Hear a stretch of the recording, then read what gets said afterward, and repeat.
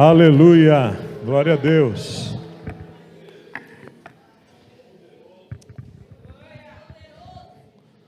Ele é mesmo. E você que crê nisso, dê glória a Deus, porque Ele é poderoso mesmo.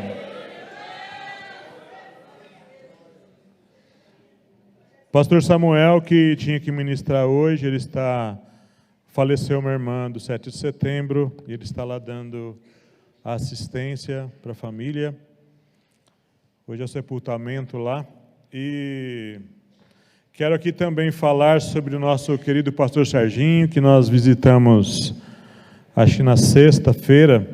Ele já fez a cirurgia, já foram tiradas todas as pedras do seu corpo. Irmão querido, eu nunca quero passar por isso, mas quem teve esse problema de pedras nos rins, acho que o André teve, né? Diz que é uma dor miserável mesmo, uma dor terrível, né? Então ele ficou 4 anos sofrendo com essas pedras. Então chegou o tempo do livramento do nosso irmão, né? Louvado seja Deus. Aplauda ao Senhor, irmão, por isso.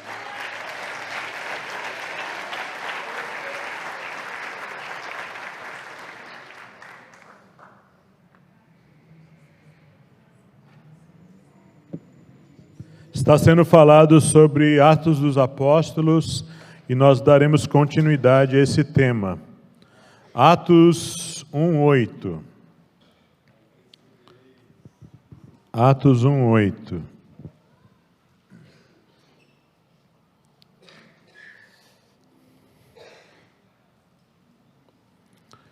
Atos dos Apóstolos, capítulo 1, versículo 8.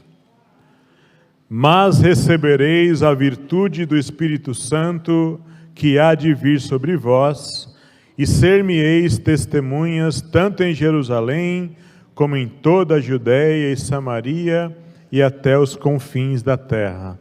Pai querido, que o Senhor opere de uma maneira extraordinária no nosso meio, com sinais, com prodígios, com maravilhas, com conversões, com coisas extraordinárias que só o Senhor pode fazer, Pai. Usa-me nesta palavra de uma maneira especial, com revelação, com graça, com sabedoria, meu Deus. Ao Senhor, Pai, dono das nossas vidas, dono da palavra, toda honra, toda glória, todo louvor, toda exaltação. O Senhor é digno disso. O Senhor é digno de louvor, Pai. O Senhor é digno de adoração. Não há Deus tão grande como o Senhor, Pai. Não há Deus tão maravilhoso, tão sábio, tão fiel, provedor de todas as coisas. Não há quem nós temos que nos sujeitar com tanta alegria e prazer como o Senhor, Pai. Tu estás conosco em todo o tempo, Pai querido. Tu estás conosco em todas as nossas lutas e dificuldades. Não há luta, não há pressão, dificuldade, não há barreira para o Deus de Israel. Tu és o Senhor Todo-Poderoso e nós nos rendemos a este Deus glorioso. Usa as nossas vidas, Senhor. Usa para a honra, para a glória e para o louvor do Teu nome. Assim oramos, no nome daquele que era e que há de vir, Jesus, o grande eu sou, o grande Senhor, que virá nas nuvens com os anjos da sua glória. A Ele nós oramos nessa hora, em nome de Jesus. Amém. Louvado seja o nome do Senhor.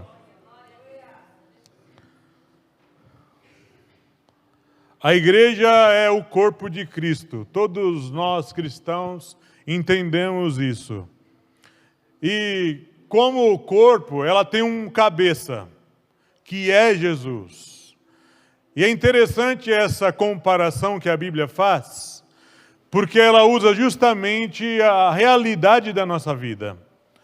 Todo o corpo, todo ser que tem, começa pequeno.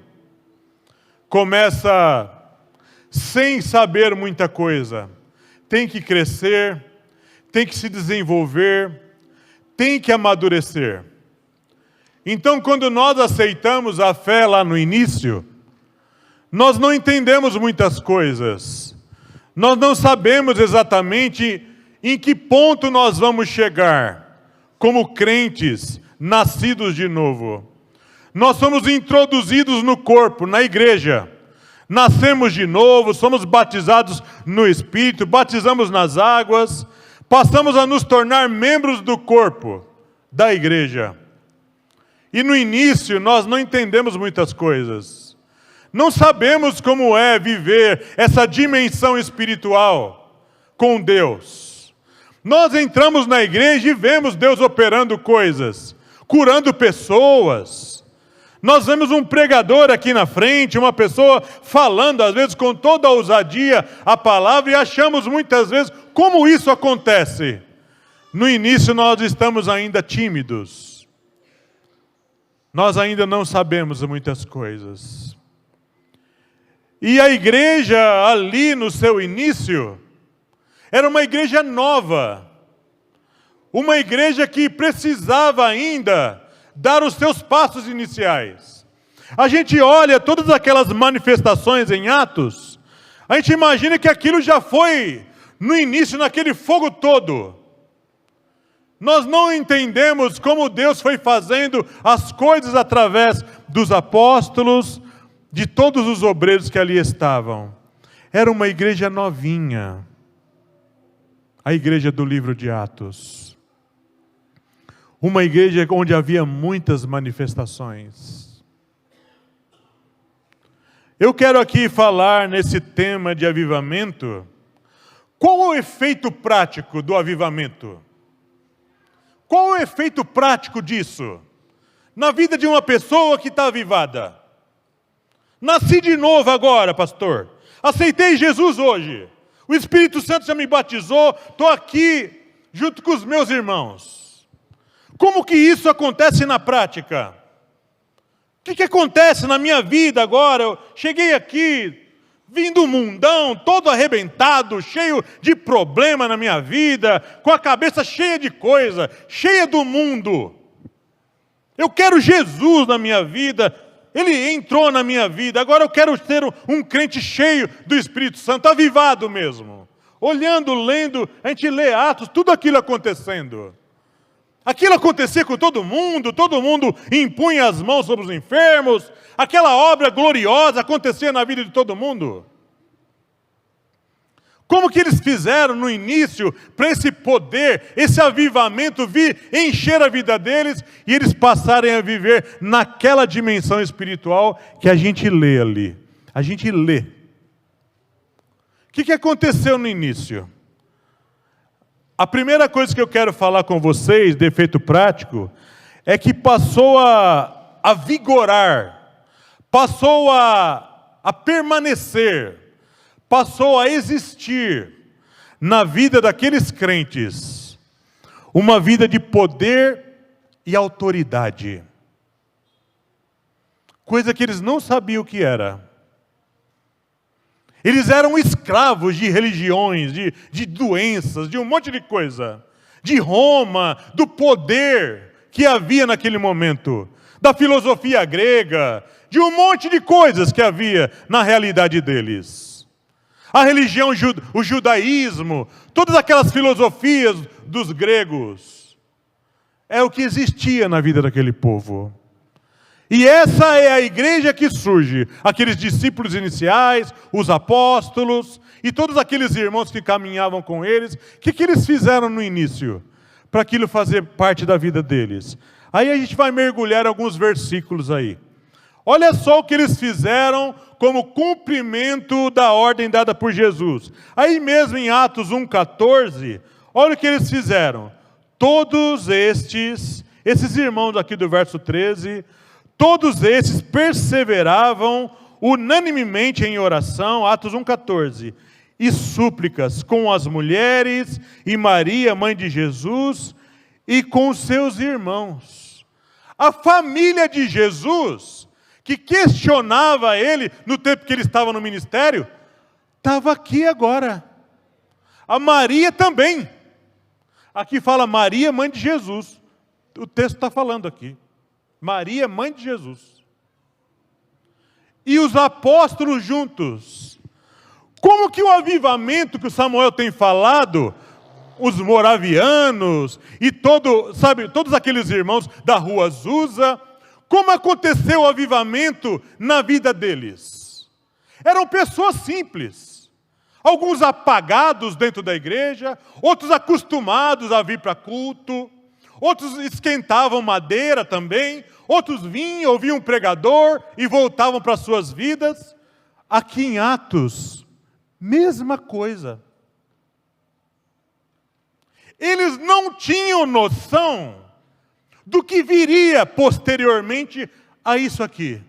Eles sabiam que Jesus falou: ficar em Jerusalém até que do alto sejais revestidos de poder.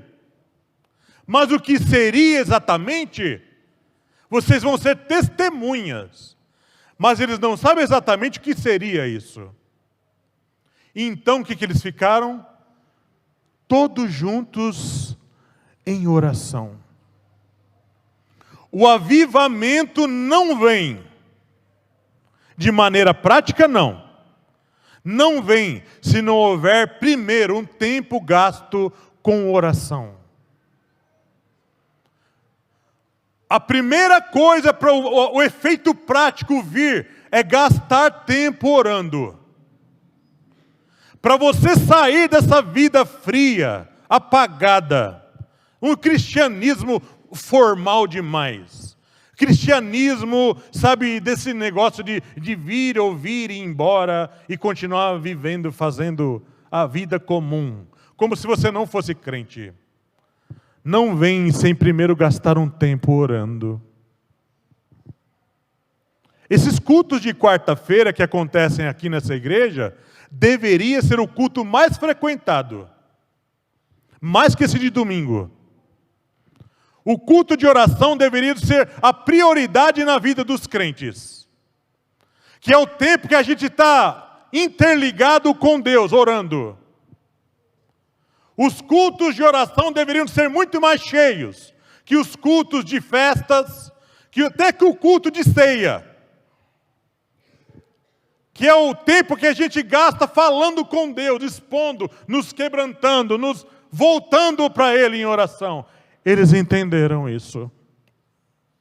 A primeira prática é gastar tempo unanimemente para o avivamento vir. No capítulo 2, verso 1 de Atos, mesma coisa.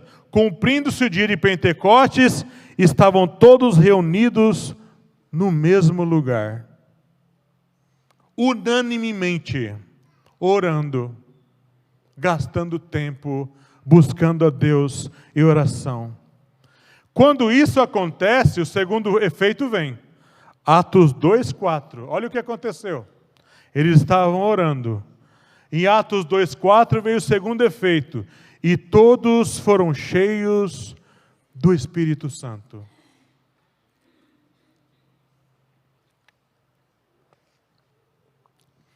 Vocês lembram recentemente essa faculdade numa cidade americana? Alguém lembra o que aconteceu ali numa faculdade? Sabe, eu tenho acompanhado alguns testemunhos, posterior àquele fato, eu tenho acompanhado alguns jovens e professores que falaram daquilo que aconteceu ali naquela faculdade, nos Estados Unidos. Um dos jovens falava assim: a minha vida era uma vida comum. Eu vinha para a faculdade, saía da faculdade, ia para um trabalho que eu fazia, depois eu ia para a casa do meu pai, eu frequentava a minha igreja batista tal, igreja presbiteriana tal, metodista tal, Assembleia de Deus tal. Eu ia e voltava do culto, ouvia a palavra, sempre temia Deus, eu creio na palavra, eu creio em Jesus. Meu pastor é um ótimo pastor, prega uma boa palavra. Mas a minha vida faltava alguma coisa. Faltava alguma coisa. Alguma coisa a mais. E eu sempre perguntei para Deus: eu não vejo o que acontece aqui em Atos hoje. Eu não vejo, Senhor. Eu não vejo acontecendo isso. Eu vejo um monte de crente apagado, de vida normal. Falam palavrões e está normal. Vêm coisas terríveis na TV, é normal. Todo mundo está vendo isso. vão para um campo de futebol e xingam que nem a torcida xinga também. Vêm novela, assistem novelas. Os amigos vêm, a vida é normal. E eu vou para a igreja domingo e adoro a Deus, canto as músicas que nem todos os outros cantam. Eu ouço as músicas que nem... O povo daqui é igual. Não duas pessoas. Eram judaizantes, eram reverenciadores de Moisés, seguidores da lei mosaica, sabe, toda aquela parafernália de obedecer fariseu e saduceu. No nosso tempo não mudou. Crentes que reverenciam pastores, que seguem pastores e cantores em redes sociais, tinham uma vida normal. Mas quando o caldo entorna, quando o caldo ferve, quando as coisas difíceis acontecem, você se depara com uma vida sem poder. Você faz uma visita numa casa, cai um endemoniado lá, você fica olhando, o que foi que eu vou fazer? O que eu faço agora? Liga para o pastor. Esses crentes aqui passaram a ter uma coisa que eles não sabiam o que era.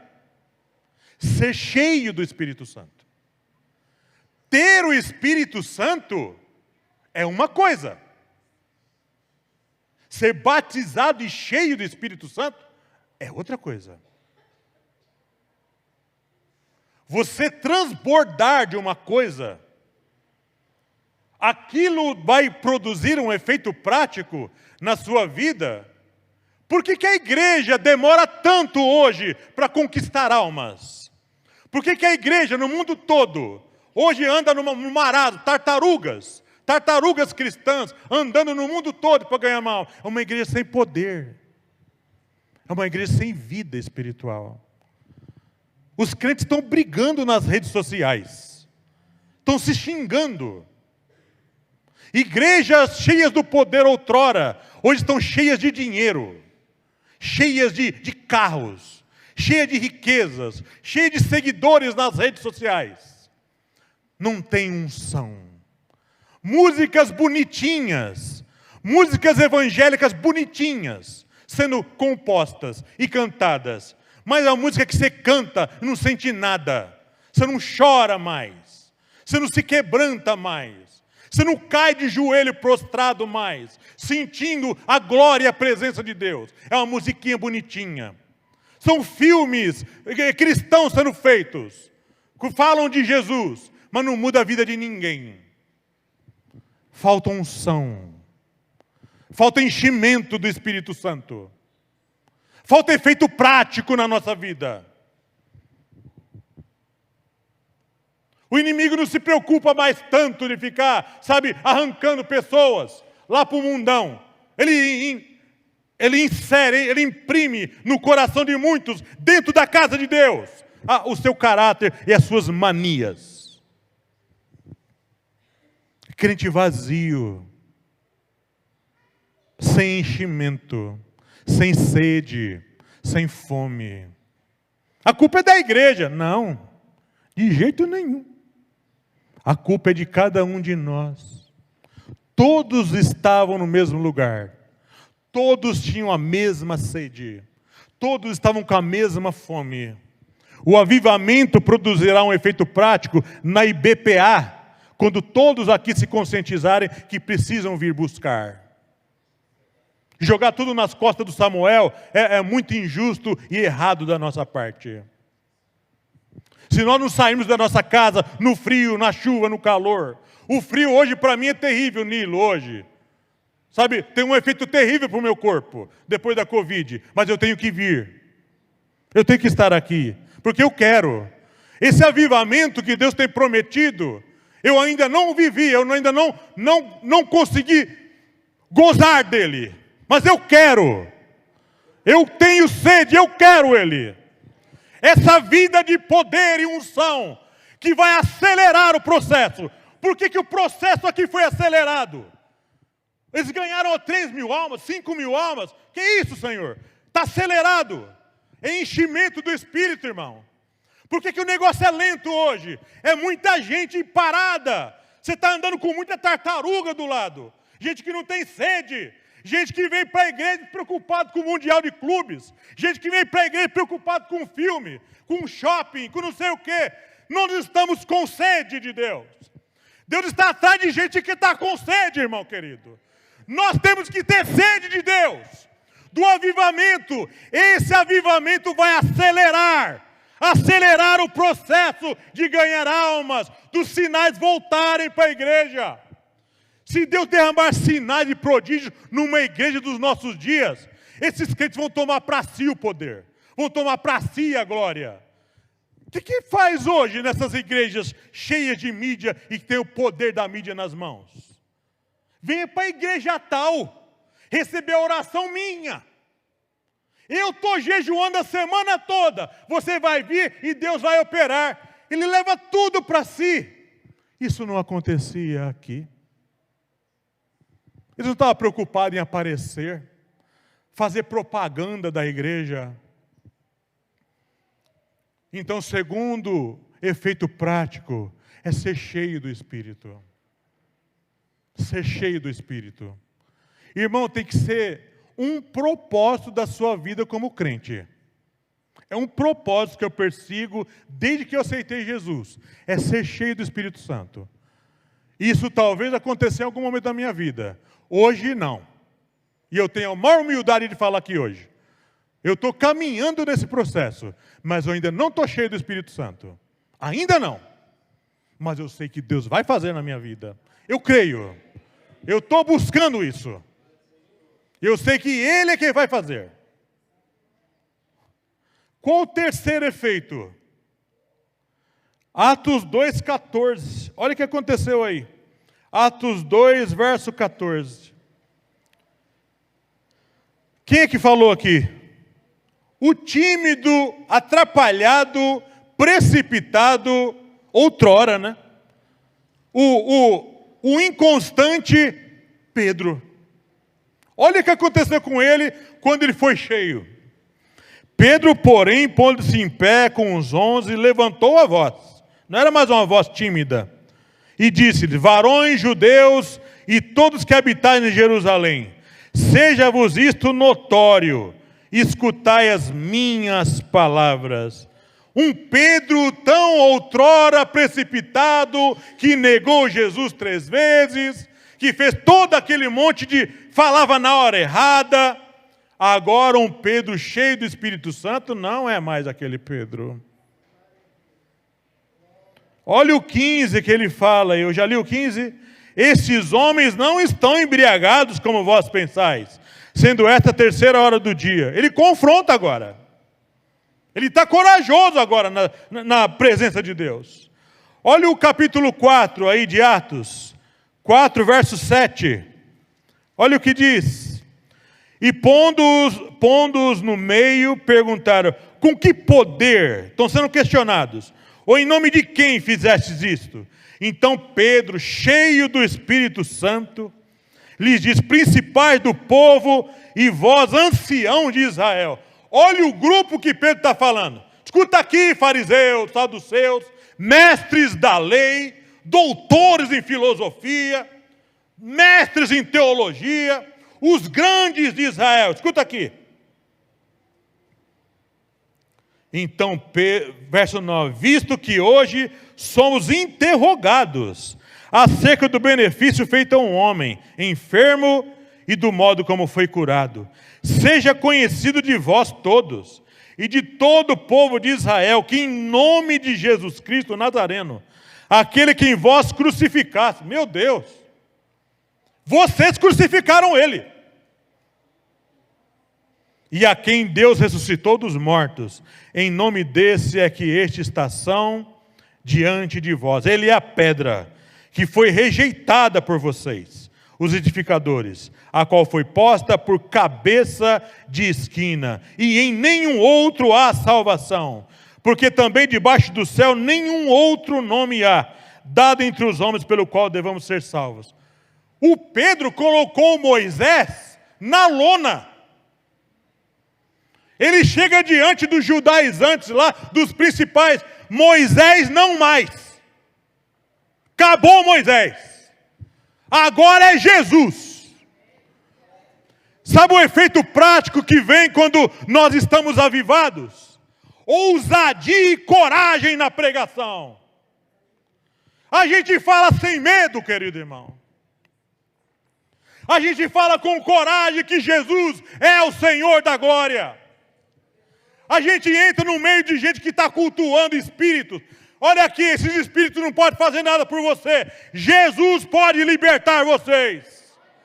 Você entra no meio de pessoas que estão cultuando ídolos, Maria, Santo Antônio, São Judas Tadeu. Isso é um monte de ídolos, não faz nada por vocês. Jesus é o libertador. Creiam nele somente.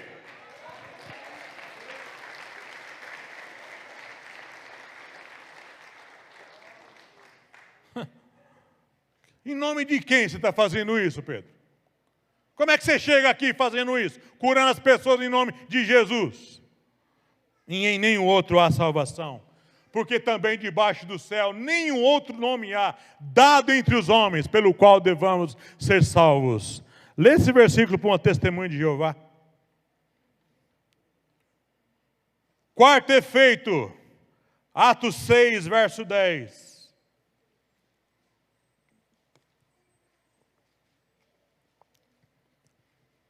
Atos 6, verso 10. Quem é que está falando aqui? Um diácono. Um diácono. Não era pastor, não. Nem apóstolo. Diácono. E não podiam resistir à sabedoria e ao espírito com que falava. O diácono Estevão. Sabe uma coisa que você ganha quando você está avivado? Eloquência. Eloquência em falar. Eloquência não é ficar gritando. Se bem que às vezes a gente faz isso. Eu faço também. Eloquência é falar com capacidade e conhecimento de um assunto. Se você lê a pregação do Estevão, é uma lição de história do Velho Testamento, aplicando no Novo na vida de Jesus. Uma pessoa cheia do Espírito Santo de Deus, irmão, e que tem chamado para a palavra, ele é eloquente, ele fala com conhecimento, ele não se embaraça não, ele tem respostas prontas para coisas difíceis da vida. Ele é eloquente no que fala, ele sabe o que está falando. Por isso que um crente cheio do Espírito Santo não fica embaraçado em doutrinas erradas, embaraçado em ensinos atrapalhados que estão levando ele para o buraco. E é o que mais tem hoje em dia. Muitas pessoas seguindo Jesus com ensinos errados. Mas alguém cheio do Espírito avivado, ele é eloquente no que fala. E uma coisa que é um efeito prático na vida de alguém que está avivado, o efeito prático do avivamento na vida dos crentes, está aí no capítulo 11, versículo 21 e versículo 22. Atos 11, verso 21 e 22.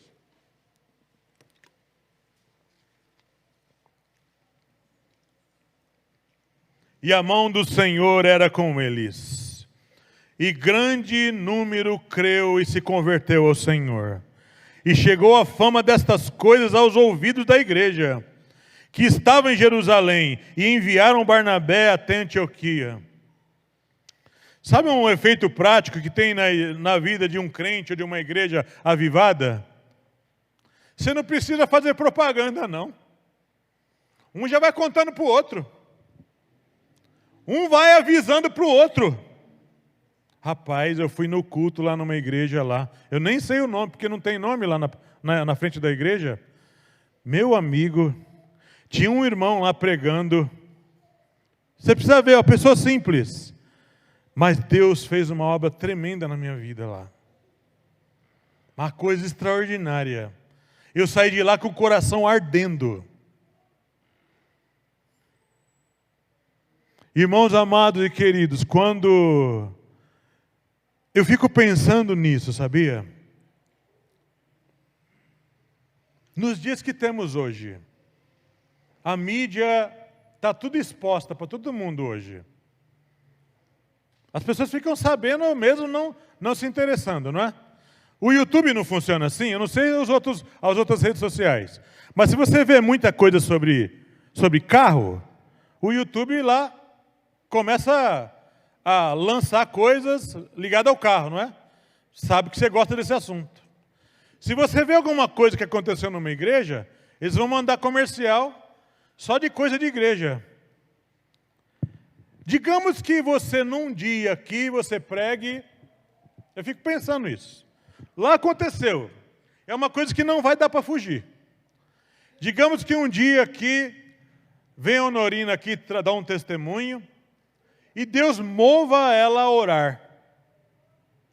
Você que precisa de oração e receber o milagre que eu recebi. Deus está me direcionando a orar.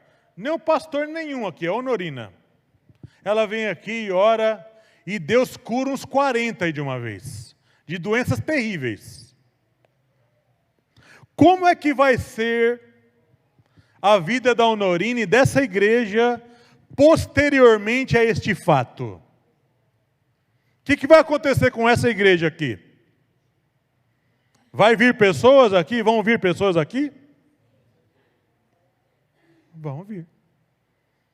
Sabe por que essa igreja multiplicou? Os sinais pipocavam ali. Sinais de todo tipo. Sinais do tipo que a gente nem imagina. Enviar lenço do pastor Disseu. Pega os lenços aí, eu não vou poder estar. Pega os lenços aí e leva os lenços. Os lenços, a pessoa pegava no lenço e era curado. Demônio saía por causa do lenço. O André está lá na porta, ele está cheio do Espírito Santo. Passa perto da sombra dele lá, ó, que a sombra dele está curando. Aconteceu isso aqui.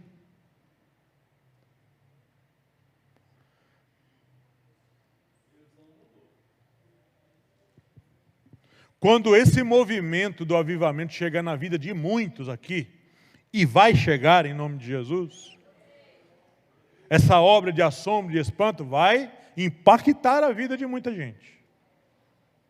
Irmãos, esses bancos, a gente que já é da igreja, a gente vai ter que assistir o culto lá do lado de fora.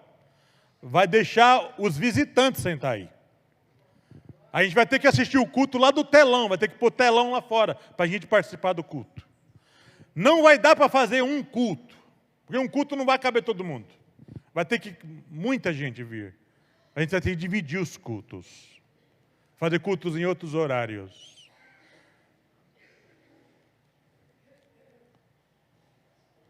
Mas tem uma coisa que eu quero falar também aqui, que o avivamento produz coisas boas, mas produz muitas coisas ruins no coração de alguns, que não estão preparados para isso. Tem uma igreja que eu li nos Estados Unidos, que passou por um avivamento desses atuais. Acho que a igreja avivou em 1998. A igreja explodiu de crescimento. Sinais, curas, aleijado jogar umas muletas, e coisas verdadeiras. Não eram milagres produzidos, não. Milagres mesmo. Essa igreja devia muito dinheiro para o governo e para muitas instituições. Mas, por causa desse movimento de Deus na igreja, a igreja também cresceu financeiramente. E ganhou muito dinheiro. Os primeiros 5, 6 anos foi nessa pegada de avivamento, de cura, e de Deus salvando gente, e teve que fazer vários cultos. Mas de 10 anos para frente, em 2008, aí você vai ver essa igreja numa cidade dos Estados Unidos, num estado lá, se eu não me engano, no Texas. O que aconteceu? O muito dinheiro que entrou na igreja, o poder que a igreja ganhou, o destaque na mídia, o destaque nas redes sociais, o crescimento, produziu divisão na igreja. O poder do dinheiro corrompeu o coração de alguns. E o mais importante foi embora, a unção. A unção foi embora. E a igreja só vive da fama. Continua cheia, mas muita gente foi embora. Então o avivamento, por que Deus, você já viu na história como acontece? O avivamento, ele vem em ondas. Aviva uma cidade, aviva um país, liberta uma nação de guerras até, o avivamento. Vem numa igreja, mas não fica. Você nota isso, que o negócio não fica. Ele vai. Por que isso acontece? Por causa da gente. Exato.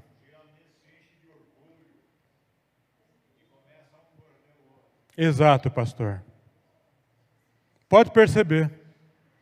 Ele vai embora. Porque tem uma coisa que vem junto com o avivamento. E ela é sensível, como uma pele fina. A unção. A unção só permanece num ambiente de glorificação a Deus e de santidade. Quando isso começa a se esvair, a gente só fica com aquilo que não é importante.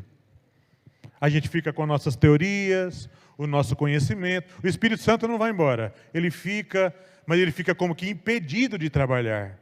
Porque a gente fica preso a esse sistema. Preso a esses... Aí as nossas relações, as nossas resoluções, é muitas vezes coisa de homem. Você olha para a igreja batista, quando nasceu, os anabatistas eram cheios do Espírito Santo. Mas com o passar do tempo, o que aconteceu com os batistas, presbiterianos e metodistas? Ficaram cheios de regras, de tradições, cheios de mandamentos de homens, orgulhosos da sua história, orgulhosos de décadas de construções, de igrejas construídas, de muita coisa construída, de instituições que se ajudam. Ainda bate no nós, os batistas, nós, os presbiterianos, nós, os assembleanos de Deus, nós, os metodistas, nós mesmos, Deus não. E a unção vai embora. E o avivamento também vai. E a gente vive das migalhas.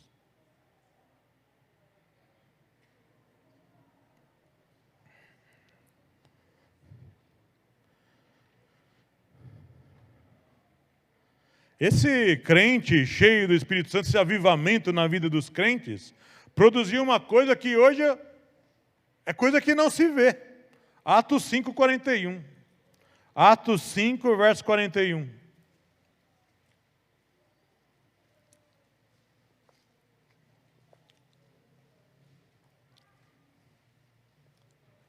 Acabaram de levar uns açoites, aqui é o verso 40. E concordaram com ele, 5:40. E concordaram com ele, e chamando os apóstolos, tendo-os açoitado, chicote no lombo, mandaram que não falassem no nome de Jesus e os deixaram ir. 41. Retiraram-se, pois, da presença do conselho, cheio de tristeza, regozijando-se de terem sido julgados dignos de padecer afronta pelo nome de Jesus. O crente, quando está cheio do Espírito Santo de Deus, avivado, esse crente apanha bastante. Mas quanto mais ele apanha, mais alegre ele serve, mais feliz com Deus ele fica. Ele fala assim: eu sou digno de padecer afrontas por Jesus. Eu carrego no meu corpo, como Paulo fala, o resto das marcas, das aflições que Jesus padeceu. Você, irmão, quando você é crente, de verdade, e você é perseguido, zombado muitas vezes pela sua fé, você deve se alegrar de ser digno de padecer pelo nome de Jesus. Você também deve ficar preocupado se você é crente e diz que não passa nada. Eu não passo luta nenhuma, pastor. Não sou perseguido. Todo mundo gosta de mim. Eu não sofro nada pelo nome de Jesus. Aí eu tenho que ficar preocupado. É o contrário.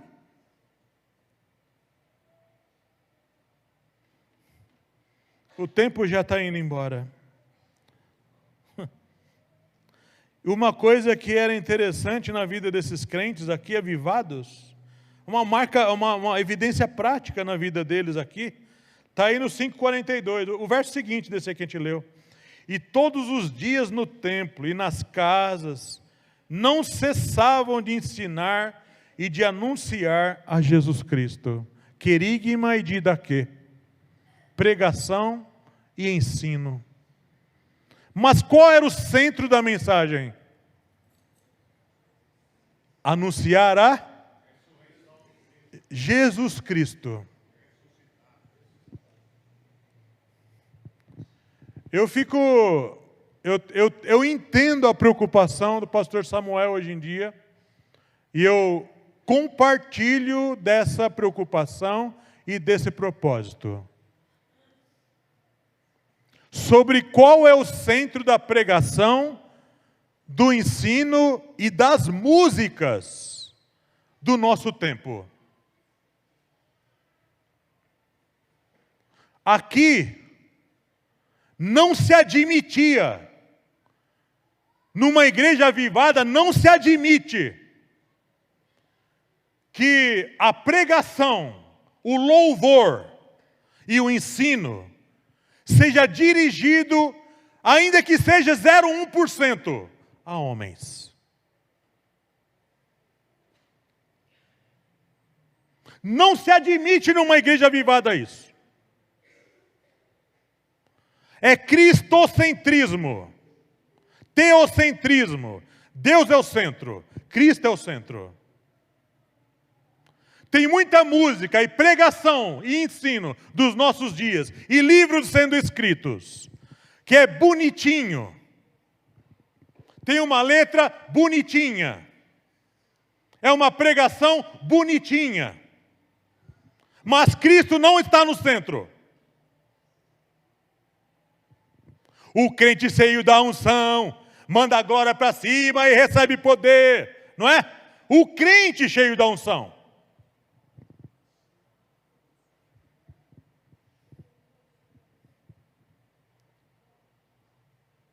O diabo tem medo de crente que ora. Os demônios temem igreja que ora. O diabo teme o Senhor, teme e treme. Todo louvor na Bíblia, Salmos, Apocalipse, Romanos, ora aquele que habita na luz inacessível, o Cristo ressuscitado, a Ele seja dada toda a honra, toda a glória, todo o louvor, toda a exaltação, toda. Não havia espaço, não havia lugar nessa igreja aqui de ficar elogiando Pedro, ficar elogiando o apóstolo Paulo. Quando Paulo fez um sinal lá, eles quiseram sacrificar a Paulo. Os deuses desceram até nós. Eles entraram no meio com um sopetão mesmo, de maneira grosseira, rasgaram as vestes e falaram: vos convertais dessa maldade. A divisão da oração e do propósito na igreja está destruindo a igreja. O louvor dirigido a homens, o louvor dirigido a igrejas, com poesia, está acabando com a igreja. Por isso que hoje você escuta muita música bonitinha, muito louvor, muita pregação, até bonitinha. Um pregador até muito bem eloquente, fala muito bem. Mas Jesus não é o centro da pregação dele. A música não é o centro. Tem uma divisão ali. É uma parte para o homem e uma parte para Jesus. É uma parte para a igreja tal, é uma parte para Jesus. E nós, irmãos, sem discernimento, estamos pondo para cantar nas nossas playlists, no carro, na nossa casa. Eu vou falar uma coisa para você que eu fiz na minha vida. Eu fiz isso. Eu tinha um monte de livro. Eu ainda tenho alguns. Tinha alguns CDs de música. Eu quebrei alguns e alguns livros eu rasguei, joguei fora. Joguei no lixo. Porque um monte de coisa de homem ali no meio. Essa palavra pode estar sendo às vezes muito dura para você. Mas ou é Jesus ou é nada. Eu quero finalizar essa mensagem com uma coisa que aconteceu lá. Aí em Atos 14, olha o que aconteceu lá. Aqui o apóstolo mesmo, o grande apóstolo dos gentios, o Paulo. Atos 14, a partir do 11, olha o que aconteceu lá.